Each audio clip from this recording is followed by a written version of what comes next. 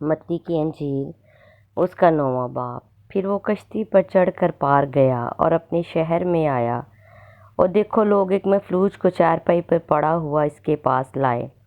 یسوع نے ان کا ایمان دیکھ کر مفلوج سے کہا، بیٹا خاطر جمع رکھ، تیرے گناہ معاف ہوئے۔ اور دیکھو بعض فقیہوں نے اپنے دل میں کہا، یہ کفر بکتا ہے۔ یسوع نے ان کے خیال معلوم کر کے کہا کہ تم کیوں اپنے دلوں میں برے خیال لاتے ہو؟ آسان کیا ہے یہ کہنا کہ تیرے گناہ معاف ہوئے، یا یہ کہنا کہ اٹھ اور چل پھر؟ لیکن اس لیے کہ تم جان لو کہ ابن آدم کو زمین پر گناہ معاف کرنے کا اختیار ہے۔ اس نے مفلوج سے کہا، اٹھ، اپنی چارپائی اٹھا اور اپنے گھر چلا جا۔ وہ اٹھ کے اپنے گھر چلا گیا۔ لوگ یہ دیکھ کر ڈر گئے اور خدا کی تمجید کرنے لگے جس نے آدمیوں کو ایسا اختیار بخشا۔ یسوع نے وہاں سے آگے بڑھ کر متی نام ایک شخص کو محصول کی چوکی پر بیٹھے دیکھا اور اس سے کہا، میرے پیچھے ہو لے۔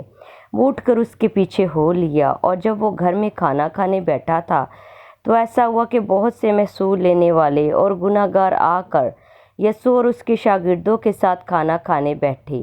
فریسیوں نے یہ دیکھ کر اس کے شاگردوں سے کہا، تمہارا استاد محصول لینے والوں اور گناہ گاروں کے ساتھ کیوں کھاتا ہے؟ اس نے یہ سن کر کہا کہ تندرستوں کو طبیب درکار نہیں بلکہ بیماروں کو، مگر تم جا کر اس کے معنی دریافت کرو کہ میں قربانی نہیں بلکہ رحم پسند کرتا ہوں، کیونکہ میں راست بازوں کو نہیں بلکہ گناہ گاروں کو بلانے آیا ہوں۔ اس وقت یوحنا کے شاگردوں نے اس کے پاس آ کر کہا، کیا سبب ہے کہ ہم اور فریسی تو اکثر روزہ رکھتے ہیں اور تیرے شاگرد روزہ نہیں رکھتے؟ یسوع نے ان سے کہا، کیا براتی جب تک دلہا ان کے ساتھ ہے ماتم کر سکتے ہیں؟ مگر وہ دن آئیں گے کہ دلہا ان سے جدا کیا جائے گا، اس وقت وہ روزہ رکھیں گے۔ کوڑے کپڑے کا پیوند پرانی پوشاک میں کوئی نہیں لگاتا، کیونکہ وہ پیوند پوشاک میں سے کچھ کھینچ لیتا ہے اور وہ زیادہ پھٹ جاتی ہے، اور نئی میں پرانی مشکوں میں نہیں بھرتے، ورنہ مشکیں پھٹ جاتی ہیں اور میں بہہ جاتی ہے اور مشکیں برباد ہو جاتی ہیں، بلکہ نئی میں نئی مشکوں میں بھرتے ہیں اور وہ دونوں بچی رہتی ہیں۔ وہ ان سے یہ باتیں کہہ ہی رہا تھا کہ دیکھو ایک سردار نے آ کر اسے سجدہ کیا اور کہا، میری بیٹی ابھی مری ہے، لیکن تو چل کر اپنا ہاتھ اس پر رکھ تو وہ زندہ ہو جائے گی۔ یسوع اٹھ کر اپنے شاگردوں سمیت اس کے پیچھے ہو لیا، اور دیکھو ایک عورت نے جس کے 12 برس سے خون جاری تھا اس کے پیچھے آ کر اس کی پوشاک کا کنارہ چھوا، کیونکہ وہ اپنے جی میں کہتی تھی کہ اگر صرف اس کی پوشاک ہی چھو لوں گی تو اچھی ہو جاؤں گی۔ یسوع نے پھر کر اسے دیکھا اور کہا، بیٹی خاطر جمع رکھ، تیرے ایمان نے تجھے اچھا کر دیا۔ بس وہ عورت اسی گھڑی اچھی ہو گئی۔ اور جب یسوع سردار کے گھر میں آیا اور بانسری بجانے والوں کو اور بھیڑ کو گل مچاتے دیکھا تو کہا، ہٹ جاؤ، کیونکہ لڑکی مری نہیں بلکہ سوتی ہے۔ وہ اس پر ہنسنے لگے، مگر جب بھیڑ نکال دی گئی تو اس نے اندر جا کر اس کا ہاتھ پکڑا اور لڑکی اٹھی، اور اس بات کی شہرت اس تمام علاقہ میں پھیل گئی۔ جب یسوع وہاں سے آگے بڑھا تو 2 اندھے اس کے پیچھے یہ پکارتے ہوئے چلے کہ اے ابن داؤد ہم پر رحم کر۔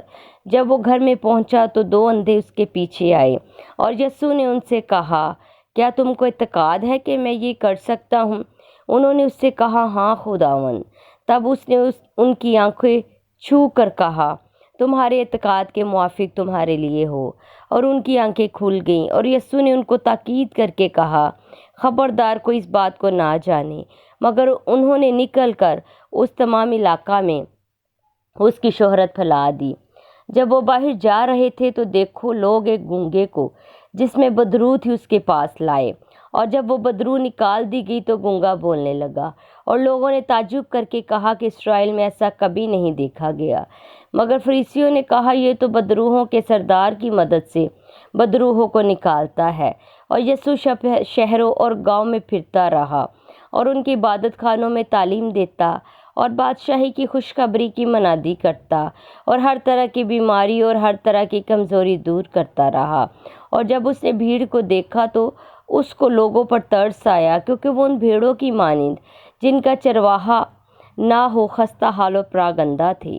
تب اس نے اپنے شاگردوں سے کہا کہ فصل تو بہت ہے لیکن مزدور تھوڑے ہیں، بس فصل کے मालिक की मिन्नत करो कि वो अपनी फसल काटने के लिए मजदूर भेज दे। आमीन।